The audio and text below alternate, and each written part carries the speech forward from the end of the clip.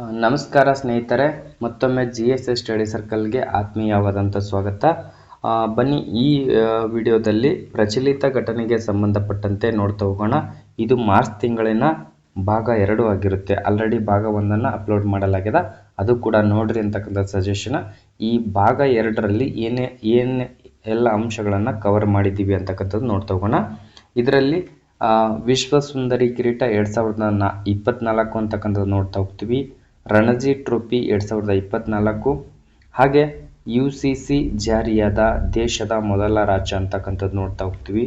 ಚುನಾವಣಾ ಆಯೋಗದ ಬಗ್ಗೆ ಅಪ್ಡೇಟ್ ಆಗಿರ್ತಕ್ಕಂಥ ಅಂಶಗಳನ್ನು ನೋಡ್ತಾ ಹೋಗ್ತೀವಿ. ಭಾರತದ ಶಕ್ತಿ ವ್ಯಾಯಾಮ 2024 ಅಂತಕ್ಕಂಥದ್ದನ್ನು ಕೂಡ ಗಮನಿಸ್ತೀವಿ. CK Naidu trophy 2024. ಇನ್ನು ಅದೇ ರೀತಿ ಅಹಲ್ಯಾನಗರವೆಂದು ಮರುನಾಮಕರಣವಾದ ರಾಜ್ಯದ ನಗರ ಯಾವುದು? ಯಾವ ರಾಜ್ಯದ ನಗರಕ್ಕೆ ಅಹಲ್ಯಾನಗರವೆಂದು ಮರುನಾಮಕರಣ ಮಾಡಲಾಯಿತು ಅಂತಕ್ಕಂಥದ್ದು ಕೂಡ ನೋಡ್ತಾ ಹೋಗ್ತೀವಿ. ಹೀಗೆ ಒಂದಿಷ್ಟು ಅಂಶಗಳನ್ನದವ ನಿಮ್ಮ ಪರೀಕ್ಷೆಗೆ ಉಪಯುಕ್ತ ಆಗಲಿ ಅಂತಕ್ಕಂಥದ್ದು ಒಂದು ಸಣ್ಣ ಪ್ರಯತ್ನ. ಬನ್ನಿ ಪ್ರಮುಖವಾಗಿ ಪ್ರಶ್ನೆಗಳನ್ನು ನೋಡ್ತಾ ಹೋಗೋಣ. ಪ್ರಶ್ನೆ ಹಾಗೂ ಅದರ ಜೊತೆಗೆ ಸ್ವಲ್ಪ ವಿವರಣೆ ಇರುತ್ತೆ. 2024ರ ವಿಶ್ವ ಸುಂದರಿ ಕಿರೀಟ ಯಾರು ಮುಡಿಗೇರಿಸಿಕೊಂಡಿದ್ದಾರೆ ಅಂತಕ್ಕಂಥ ಪ್ರಶ್ನೆ ಇದೆ. ಇಲ್ಲಿ ಆಯ್ಕೆಗಳಿದ್ದಾವೆ, ನೋಡ್ತಾ ಹೋಗ್ತೀವಿ. ಸೀನಿ ಶೆಟ್ಟಿ, ಕ್ರಿಸ್ಟೈನಾ ಪಿಸ್ಕೋವಾ, ಯಾಸ್ಮಿನಾ ಜೈನ್, ಕರೋಲಿನಾ ಬಿ ಅಂತಕ್ಕಂಥದ್ದು ಇಲ್ಲಿ ಆಯ್ಕೆಗಳು ಕೊಡಲಾಗಿದೆ. ಈ ಒಂದು ಪ್ರಶ್ನೆಗೆ ಸರಿಯಾದ ಉತ್ತರ ನಿಮ್ಗೆ ಗೊತ್ತಿದ್ರೆ ಕಮೆಂಟ್ ಬಾಕ್ಸ್ನಲ್ಲಿ ಕಮೆಂಟ್ ಮಾಡ್ತಾ ಹೋಗ್ರಿ. ನೋಡ್ತಾ ಹೋಗೋಣ ಈ ಒಂದು ಪ್ರಶ್ನೆಗೆ. ಅಂದರೆ 2024ರ ವಿಶ್ವ ಸುಂದರಿ ಕಿರೀಟವನ್ನು ಯಾರು ಪಡೆದುಕೊಂಡ್ರು ಅಂತಕ್ಕಂಥದ್ದು ಈ ಪ್ರಶ್ನೆಗೆ ಸರಿಯಾದ ಉತ್ತರ ಆಯ್ಕೆ ಬಿ ಸರಿಯಾಗಿರ್ತಕ್ಕಂಥದ್ದು. ಕ್ರಿಸ್ಟೈನಾ ಪಿಸ್ಕೋವಾ ಅಂತಕ್ಕಂಥವ್ರು ಈ ಪ್ರಶಸ್ತಿಯನ್ನು ಅಥವಾ ಕಿರೀಟವನ್ನು, ವಿಶ್ವ ಸುಂದರಿ ಕಿರೀಟವನ್ನು ಮುಡಿಗೇರಿಸಿಕೊಂಡ್ರು ಅಂತಕ್ಕಂಥದ್ದು ನೋಡ್ತಾ ಹೋಗ್ತೀವಿ. ಇಲ್ಲಿ ನೋಡೋಣ. ಚೆಕ್ ಗಣರಾಜ್ಯದ ವಿಶ್ವ ಸುಂದರಿಯಾಗಿರ್ತಕ್ಕಂಥ ಯಾವ ರಾಜ್ಯಕ್ಕೆ ಸಂಬಂಧಪಟ್ಟವರು? ಕ್ರಿಸ್ಟೈನಾ ಪಿಸ್ಕೋವಾರವರು ಚೆಕ್ ಗಣರಾಜ್ಯದವರು ಅಂತಕ್ಕಂಥದ್ದು.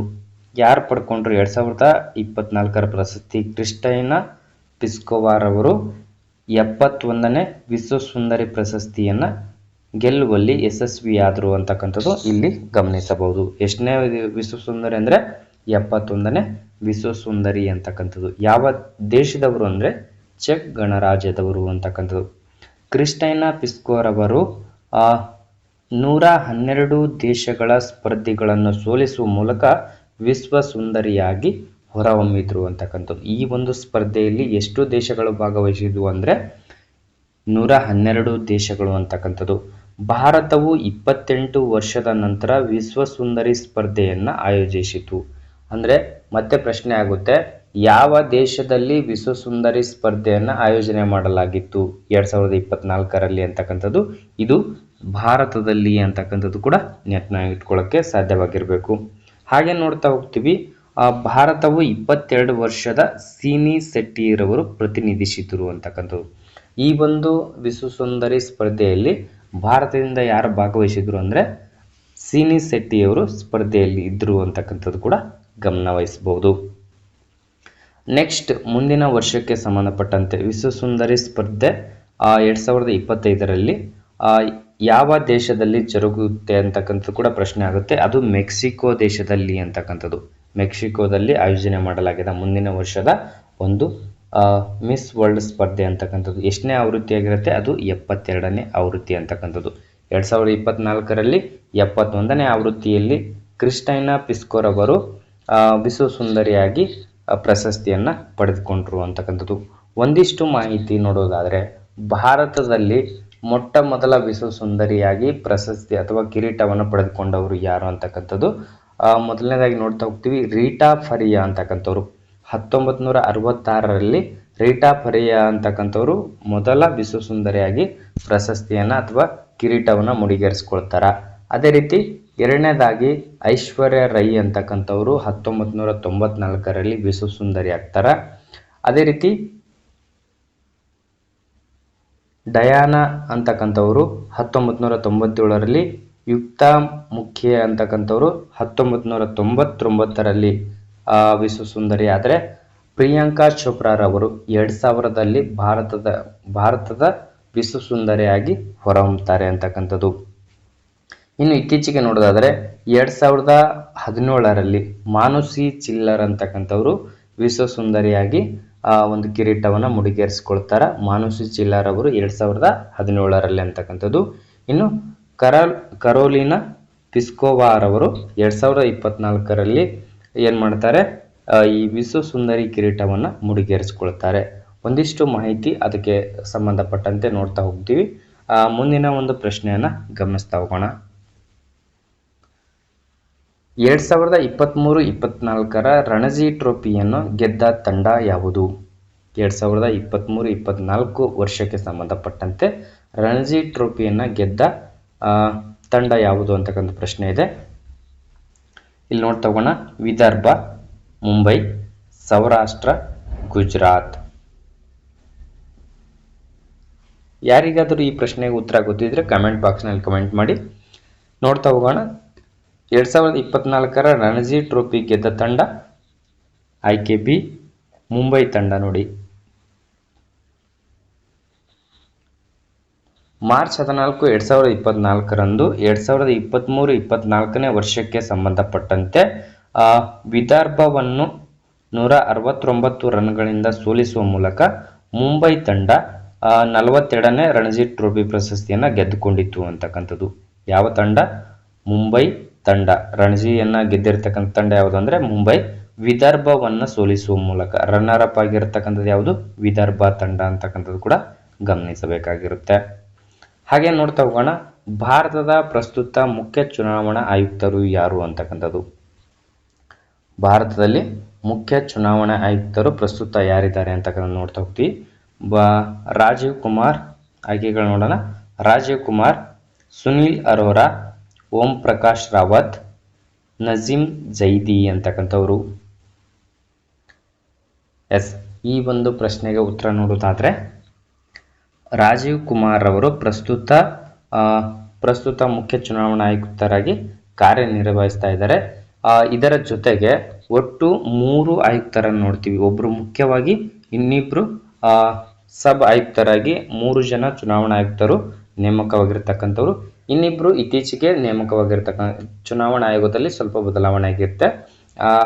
2 ಹುದ್ದೆಗಳಿಗೆ ಇಬ್ಬರು ಆಯ್ಕೆಯಾಗಿದ್ದಾರೆ. ಅವರ ಬಗ್ಗೆನೂ ಸ್ವಲ್ಪ ಮುಂದೆ ನೋಡ್ತಾ ಹೋಗೋಣ. ಎಸ್, 25ನೇ ಮುಖ್ಯ ಚುನಾವಣಾ ಆಯುಕ್ತರಾಗಿ ಪ್ರಸ್ತುತ ರಾಜೀವ್ ಕುಮಾರ್ ಅವರು ಕಾರ್ಯನಿರ್ವಹಿಸ್ತಾ ಇದ್ದಾರೆ. ಎಷ್ಟನೇ ಚುನಾವಣಾ ಆಯುಕ್ತರು ಅಂತಕ್ಕಂಥ ಪ್ರಶ್ನೆ ಆಗುತ್ತೆ. ಇವರು 25ನೇ ಮುಖ್ಯ ಚುನಾವಣಾ ಆಯುಕ್ತರು ಅಂತಕ್ಕಂಥದ್ದು ಗಮನಿಸಬೇಕು.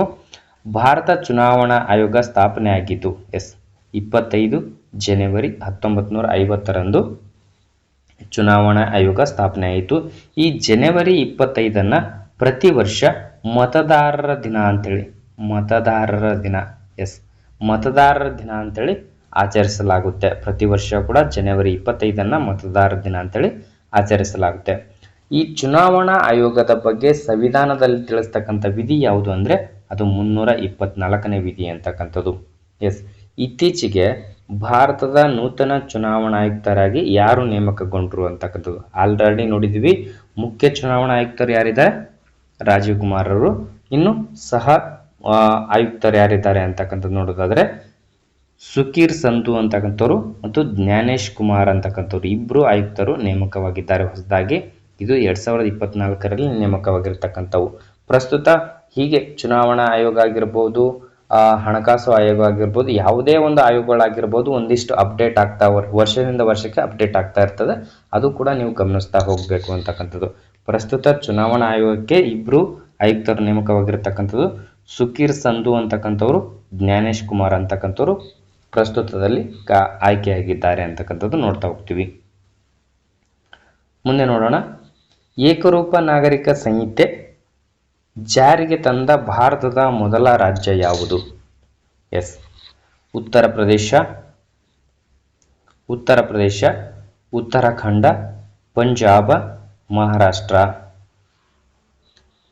ಏಕರೂಪ ನಾಗರಿಕ ಸಂಹಿತೆ UCC ಜಾರಿಗೆ ತಂದ ಭಾರತ ದೇಶದ ಮೊಟ್ಟ ಮೊದಲ ರಾಜ್ಯ ಅಂತಕ್ಕಂಥ ಕೀರ್ತಿಗೆ ಪಾತ್ರವಾಗಿರ್ತಕ್ಕಂಥ ರಾಜ್ಯ ಯಾವುದು ಅಂತಕ್ಕಂಥದ್ದು ಗುರುತಿಸಬೇಕಾಗುತ್ತೆ. ಈ ಒಂದು ಪ್ರಶ್ನೆಗೆ ಸರಿಯಾದ ಉತ್ತರ ಉತ್ತರಾಖಂಡ. ನೋಡಿ, ಉತ್ತರಾಖಂಡ ರಾಜ್ಯ ಏಕರೂಪ ನಾಗರಿಕ ಸಂಹಿತೆಯನ್ನು ಜಾರಿಗೆ ತಂದಿರತಕ್ಕಂಥ ಮೊದಲ ರಾಜ್ಯವಾಗಿದೆ. ನೋಡ್ತಾ ಹೋಗ್ತೀವಿ. ಅಧ್ಯಕ್ಷರಾಗಿರ್ತಕ್ಕಂಥ ದ್ರೌಪದಿ ಮುರ್ಮುರವರು ಏಕರೂಪ ನಾಗರಿಕ ಸಂಹಿತೆ ಉತ್ತರಾಖಂಡ ಮಸೂದೆಗೆ ಇದು 2024ರ ಮಸೂದೆಯನ್ನು ಅನುಮೋದಿಸಿದರು ಅಂತಕ್ಕಂಥದ್ದು. ಅದಕ್ಕೆ ಒಪ್ಪಿಗೆ ನೀಡಿದರು ಅಂತಕ್ಕಂಥದ್ದು ಇಲ್ಲಿ ಮುಖ್ಯವಾಗಿರ್ತದ. ಈ UCC ಅಂದ್ರೆ ಏನಂತ ಕೇಳ್ತಾರೆ, ಯೂನಿಫಾರ್ಮ್ ಸಿವಿಲ್ ಕೋಡ್ ಅಂತಕ್ಕಂಥದ್ದು ಇದರ ವಿಸ್ತೃತ ರೂಪ ಆಗಿದೆ.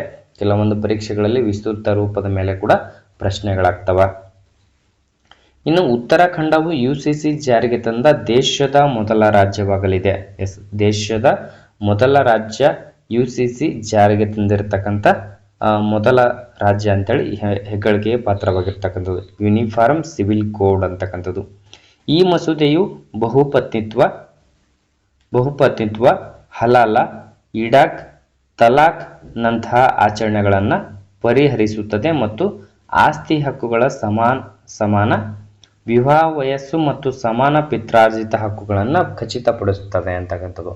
ಇಲ್ಲಿ ಯಾರಿಗೂ ಭೇದ ಭಾವ ಮಾಡದೆ ಎಲ್ಲರಿಗೂ ಕೂಡ ಒಂದೇ ಕಾನೂನು ಅಂತಕ್ಕಂಥದ್ದು ಜಾರಿಗೆ ಬರತಕ್ಕಂಥ ಒಂದು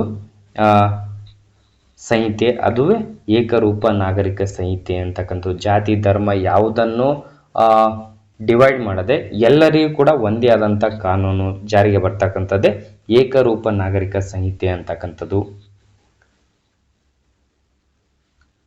ಹಾಗೆ ನೋಡ್ತಾ ಹೋಗ್ತೀವಿ. ಮಾರ್ಚ್ 12, 2024ರಂದು ಪೋಖ್ರಾನ್ನಲ್ಲಿ ನಡೆದ ಭಾರತ ಶಕ್ತಿ ವ್ಯಾಯಾಮ ಎಂದರೇನು, ಅದರ ಅರ್ಥಪೂರ್ಣವಾದಂಥ ವಿವರಣೆ ಏನು ಅಂತಕ್ಕಂಥದ್ದು ಇಲ್ಲಿ ಪ್ರಶ್ನೆ ಇದೆ. ಪೋಖ್ರಾನ್ನಲ್ಲಿ ನಡೆದ ಭಾರತ ಶಕ್ತಿ ವ್ಯಾಯಾಮ ಎಂದರೇನು? ಭಾರತದಲ್ಲಿ ವಾರ್ಷಿಕವಾಗಿ ನಡೆಯುವ ಯೋಗ ಮತ್ತು ಜ್ಞಾನ ಕಾರ್ಯಕ್ರಮ. ಅದೇ ರೀತಿ ನೋಡ್ತೀವಿ, ದೇಶೀಯ ರಕ್ಷಣಾ ಸಾಮರ್ಥ್ಯಗಳನ್ನು ಪ್ರದರ್ಶಿಸುವ ಮಿಲಿಟರಿ ವ್ಯಾಯಾಮ, ಭಾರತೀಯ ಶ್ರೀಮಂತ ಪರಂಪರೆ ಆಚರಿಸುವ ಸಾಂಸ್ಕೃತಿಕ ಕಾರ್ಯಕ್ರಮ ಉತ್ಸವ, ಅಂಟಾರ್ಕ್ಟಿಕಾದಲ್ಲಿ ವೈಜ್ಞಾನಿಕ ದಂಡಯಾತ್ರೆ ಅಂತಕ್ಕಂಥದ್ದು ಆಯ್ಕೆಗಳಿದ್ದಾವೆ. ಇದರಲ್ಲಿ ಈ ಒಂದು ಪೋಖ್ರಾನ್ ಭಾರತ ಶಕ್ತಿ ವ್ಯಾಯಾಮಕ್ಕೆ ಸಂಬಂಧಿಸಿರ್ತಕ್ಕಂಥ ಸರಿಯಾದ ಉತ್ತರವನ್ನು ಗುರುತಿಸಬೇಕಾಗಿರುತ್ತೆ. ಇಲ್ಲಿ ನೋಡ್ತಾ ಹೋಗ್ತೀವಿ, ದೇಶೀಯ ರಕ್ಷಣಾ ಸಾಮರ್ಥ್ಯವನ್ನು ಪ್ರದರ್ಶಿಸುವ ಮಿಲಿಟರಿ ವ್ಯಾಯಾಮವಾಗಿದೆ ಅಂತಕ್ಕಂಥದ್ದು ಬಿ ಆಯ್ಕೆ ಸರಿಯಾಗಿರ್ತಕ್ಕಂಥದ್ದು. ಇಲ್ಲಿ ನೋಡ್ತಾ ಹೋಗ್ತೀವಿ, ಮಾರ್ಚ್ 12, 2024ರಂದು ಪ್ರಧಾನಿ ಮೋದಿಯವರು ಪೋಖ್ರಾನ್ನಲ್ಲಿ ನಡೆದಿರತಕ್ಕಂಥ ಭಾರತ ಶಕ್ತಿ ಪ್ರದರ್ಶನ ವ್ಯಾಯಾಮದಲ್ಲಿ ಭಾಗವಹಿಸಿದರು ಅಂತಕ್ಕಂಥದ್ದು.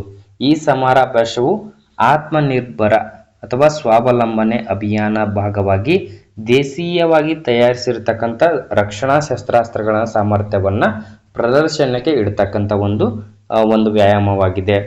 ಪೋಖ್ರಾನ್ ಫೀಲ್ಡ್ ಫೈರಿಂಗ್ ರೇಂಜ್ನಲ್ಲಿ ಈ ಒಂದು ರೇಂಜ್ನಲ್ಲಿ ಭೂಸೇನೆ, ನೌಕಾಪಡೆ, ವಾಯುಪಡೆಗಳ ಭಾಗವಹಿಸಿ ತಮ್ಮ ಶಕ್ತಿಯನ್ನು ಪ್ರದರ್ಶಿಸಲಾಯಿತು ಅಂತಕ್ಕಂಥದ್ದು. 3 ಪಡೆಗಳ ಮಧ್ಯೆ ಒಂದು ಶಕ್ತಿ ಪ್ರದರ್ಶನವಾಗಿರ್ತಕ್ಕಂಥದ್ದು. ಈ ಒಂದು ಪ್ರದರ್ಶನಕ್ಕೆ ಏನಂತ ಹೆಸರಿಡಲಾಗ್ಯದ, ಆತ್ಮನಿರ್ಭರ ಭಾರತ ಅಡಿಯಲ್ಲಿ ಈ ಕಾರ್ಯಕ್ರಮವನ್ನು ಜರುಗಿರ್ತಕ್ಕಂಥದ್ದು ಅಂತ ಕೂಡ ಗಮನಿಸ್ತಾ ಹೋಗ್ತೀವಿ. ಅದೇ ರೀತಿ ಈ ಸಮಯದಲ್ಲಿ 3 ಸೇನೆಗಳ ಸ್ಥಳೀಯ ಪರಾಕ್ರಮವನ್ನು ವಿವಿಧ ಶಸ್ತ್ರಾಸ್ತ್ರಗಳ ಮೂಲಕ ಪ್ರದರ್ಶನಕ್ಕೆ ಇಡಲಾಯಿತು ಅಂತಕ್ಕಂಥದ್ದು. ವೈಮಾನಿಕ ಸಾಮರ್ಥ್ಯವನ್ನು ಪ್ರದರ್ಶಿಸುವಲ್ಲಿ LCA ತೇಜಸ್ ಅಂತಕ್ಕಂಥದ್ದು ಒಂದು, ಆಮೇಲೆ ALH MK4 ಅಂತಕ್ಕಂಥ 2 ಹೆಲಿಕಾಪ್ಟರ್ಗಳು ಶಬ್ದಗಳಿಂದ ಆಕಾಶವನ್ನು ಪ್ರತಿನಿಧಿಸಿತು ಅಂತಕ್ಕಂಥದ್ದು. ಅಂದರೆ ಇದರಲ್ಲಿ ವಾಯುಪಡೆಯು ಕೂಡ ತನ್ನ ಪ್ರದರ್ಶನವನ್ನು ನೀಡಿತು. ನೆಲದ ಮೇಲೆ ಅರ್ಜುನ ಮತ್ತು K9 ವಜ್ರದಂತಹ ಪ್ರಮುಖ ಯುದ್ಧ ಟ್ಯಾಂಕರ್ಗಳು ಇಲ್ಲಿ ತಮ್ಮ ಪ್ರದರ್ಶನವನ್ನು ನೀಡಿದ್ದವು. ಹಾಗೆ ಧನುಷ್ ಅಂತಕ್ಕಂಥದ್ದು, ಶರಗ್ನಂಥ ಪಿರಂಗಿ ಬಂದೂಕುಗಳ ವ್ಯವಸ್ಥೆಗಳು ಫೈರಿಂಗ್ ಶ್ರೇಣಿಯ ಪ್ರಾಬಲ್ಯ ಸಾಧಿಸಿವೆ ಅಂತಕ್ಕಂಥದ್ದು ಕೂಡ ಗಮನಿಸಬಹುದು. ಈ ನೆಲ ಆಧಾರಿತ ಫೈರ್ ಪವರ್ ಅಂತಕ್ಕಂಥದ್ದು ಈ ಒಂದು ಕಾರ್ಯಕ್ರಮದಲ್ಲಿ ಪ್ರದರ್ಶಿಸಿದವು ಅಂತಕ್ಕಂಥದ್ದು ಮುಖ್ಯವಾಗಿರ್ತದೆ. ಒಟ್ಟಾರೆಯಾಗಿ ಭೂಸೇನೆ, ವಾಯುಸೇನೆ, ನೌಕಾಪಡೆಗಳ ಮಧ್ಯೆ ಒಂದು ಶಕ್ತಿ ವ್ಯಾಯಾಮ ಪ್ರದರ್ಶನವಾಗಿತ್ತು ಅಂತಕ್ಕಂಥದ್ದು ಇದರಲ್ಲಿ ಭಾರತ ಪ್ರಧಾನಿಯಾಗಿರ್ತಕ್ಕಂಥ ನರೇಂದ್ರ ಮೋದಿ ಅವರು ಕೂಡ ಭಾಗವಹಿಸಿದ್ರು ಅಂತಕ್ಕಂಥದ್ದು ಗಮನಿಸಬಹುದು. ಇತ್ತೀಚೆಗೆ ಬೆಂಗಳೂರಿನ ಎಂ ಚಿನ್ನಸ್ವಾಮಿ ಕ್ರೀಡಾಂಗಣದಲ್ಲಿ ನಡೆದ CK ನಾಯ್ಡು ಟ್ರೋಫಿ ಯಾವ ರಾಜ್ಯ ಗೆದ್ದುಕೊಂಡಿದೆ ಅಂತಕ್ಕಂಥದ್ದು ನೋಡುವುದಾದರೆ ಇಲ್ಲಿ ಕರ್ನಾಟಕ ಅಂತಕ್ಕಂಥದ್ದು ಸರಿಯಾಗಿರ್ತಕ್ಕಂಥದ್ದು. ಕರ್ನಾಟಕ ಇತ್ತೀಚೆಗೆ ಯಾವುದು CK ನಾಯ್ಡು ಟ್ರೋಫಿ ಅಂತಕ್ಕಂಥದ್ದು ಗೆದ್ದಿದೆ. ಈ CK ನಾಯ್ಡು ಟ್ರೋಫಿ ಯಾವ ಒಂದು ಕ್ರೀಡೆಗೆ ನೀಡಲಾಗುತ್ತದೆ ಅಂದರೆ ಇದು ಕ್ರಿಕೆಟ್ಗೆ ನೀಡಲಾಗ್ತಕ್ಕಂಥ ಒಂದು ಟ್ರೋಫಿಯಾಗಿದೆ. ಅದೇ ರೀತಿ ನೋಡ್ತಾ ಹೋಗ್ತೀವಿ, 18ನೇ ಶತಮಾನದ ರಾಣಿ ಅಹಲ್ಯಾಬಾಯಿ ಹೋಳ್ಕರ್ ಅವರ ಹೆಸರನ್ನು ಯಾವ ರಾಜ್ಯದ ಅಹಮದ್ನಗರಕ್ಕೆ ಅಹಲ್ಯಾನಗರ ಎಂದು ಮರುನಾಮಕರಣ ಮಾಡುವ ಪ್ರಸ್ತಾವನೆಗೆ ಸಚಿವ ಸಂಪುಟ ಅನುಮೋದನೆ ನೀಡಿದೆ ಅಂತಕ್ಕಂಥದ್ದು. ಯಾವ ರಾಜ್ಯ ಅಂದರೆ ಇದು ಮಹಾರಾಷ್ಟ್ರದ ಒಂದು ರಾಜ್ಯ. ಯಾವುದು? ಮಹಾರಾಷ್ಟ್ರದ ಅಹಮದ್ನಗರಕ್ಕೆ ಇತ್ತೀಚೆಗೆ ಏನು ಮಾಡ್ತಾರೆ, ಮರುನಾಮಕರಣ ಮಾಡ್ತಾರೆ. ಏನಂತೇಳಿ? ಅಹಲ್ಯಾನಗರ ಅಂತೇಳಿ ಮರುನಾಮಕರಣಕ್ಕೆ ಸಚಿವ ಸಂಪುಟ ಅನುಮೋದನೆ ನೀಡಿರ್ತಕ್ಕಂಥದ್ದು. ಇದು ಮಹಾರಾಷ್ಟ್ರಕ್ಕೆ ಸಂಬಂಧಪಟ್ಟಿರತಕ್ಕಂಥ ಒಂದು ಅಂಶವಾಗಿದೆ. ಆತ್ಮೀಯ ಸ್ಪರ್ಧಾ ಮಿತ್ರರೇ, ಇಲ್ಲಿವರೆಗೆ ಮಾರ್ಚ್ ತಿಂಗಳ ಭಾಗ 2 ಪ್ರಚಲಿತ ಘಟನೆಗಳ ಪ್ರಮುಖ ಅಂಶಗಳನ್ನು ನೋಡಿದ್ದೀವಿ. ಇವೆಲ್ಲ ಅಂಶಗಳು ಕೂಡ ನಿಮ್ಮ ಪರೀಕ್ಷೆಗೆ ಉಪಯುಕ್ತ ಆಗಲಿ ಅನ್ನತಕ್ಕಂಥದ್ದು ಒಂದು ಸಣ್ಣ ಆಶಯದೊಂದಿಗೆ ವಿಡಿಯೋನ ಮುಗಿಸ್ತಾ ಇದ್ದೀವಿ. ಧನ್ಯವಾದಗಳು.